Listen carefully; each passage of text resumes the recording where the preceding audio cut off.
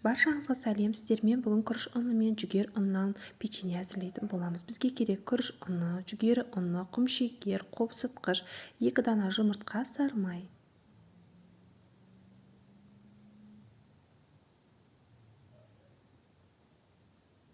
Ең алдымен 2 дана жұмыртқамызды жарып аламыз.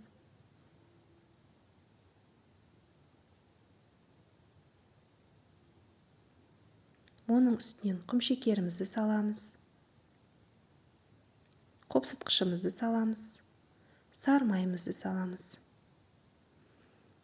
Сары майымыз бөлме температурасында болу керек. Жақсылап араластырып аламыз. Біркелкі болғанынша.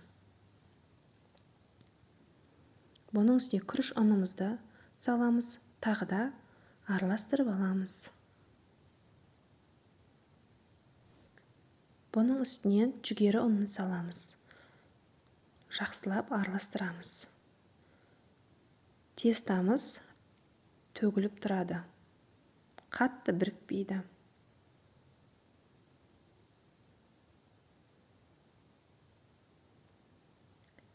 Домалақтап,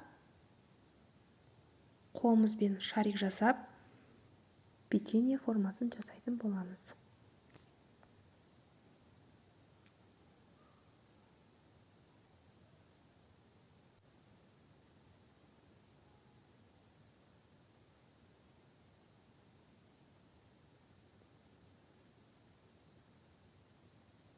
Жасап болғансын, үстінен шанышқымен басып, әсемдейтін боламыз. 180 градуста 20-25 минутта пісіп шығады. Жасап көріңіздер, өте дәмді, үгілмелі болады. Ас болсын.